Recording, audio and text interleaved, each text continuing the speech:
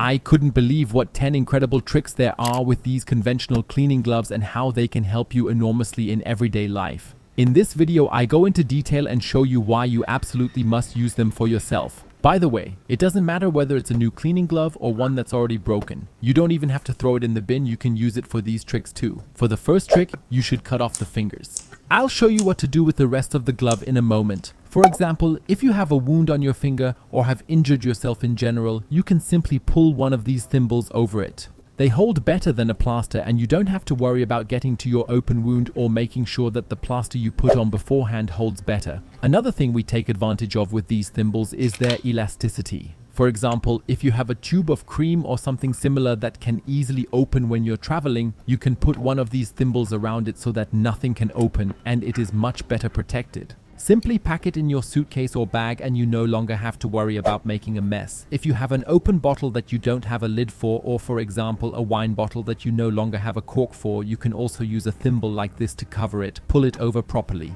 It will fit really tightly and so you can ensure that the bottle is sealed, lasts much longer, and if it tips over, nothing should spill out. And you can simply remove it again later. For the next tricks, we should cut the individual thimbles into small strips as you can see here. Because here too we are taking advantage of the elasticity of the rubber. For example, you can use it if you have a set of cards like this lying around. Fold it up neatly and put one of these rings around it so that it holds much better. As the cleaning gloves are much more stable than thin rubber bands, they also hold much better on larger items. Even if you have cables that just fly around wildly, you can wind them up briefly and then put one of these bands around them so that they hold better. You can put them all in a drawer this way, sort them much more neatly and always find them straight away without having to untangle the tangled cables first.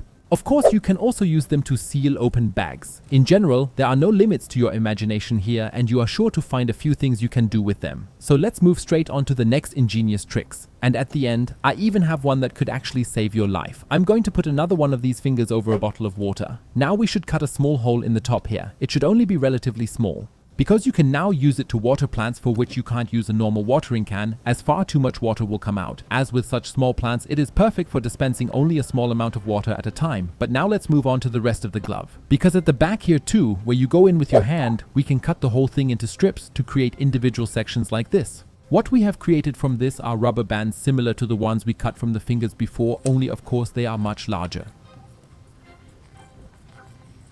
You can also do a few other things with them and wrap larger items, for example. You can also cut even larger parts from the rest of the glove, as you can see here. And these two parts can even save your life, as you'll see in a moment. Let's start with the individual rings. A good option would be to make a ring like this around a bin bag. Put the bin bag in your garbage can and wrap one of these ribbons around it. If you normally have the problem that the bin bag always slips into the garbage can, especially when you put heavy things in it, this will no longer happen in the future. If you place these breadboards on your work surface and start cutting on them, they usually slide back and forth. Here too you can put one of these rubber bands around the right and left sides and it should no longer slip.